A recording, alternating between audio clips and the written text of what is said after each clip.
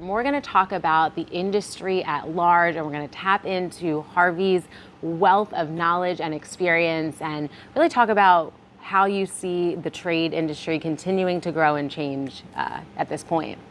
Over the years, I've seen a lot of changes in the industry over time. But one of the things that I've seen with the changes in the industry is from AI to what we do now. AI has replaced a lot of people taking their jobs and, made us see things differently. But some of the things that AI cannot do, AI cannot fix your water heater.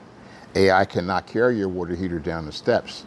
AI cannot take a piece of PVC pipe and cut it for venting. It's really become one of those things that we need to pay attention to. Trades are important. And what we need to do is encourage young men and women. I say young because sometimes these heavy heaters are not something for an old man. Definitely.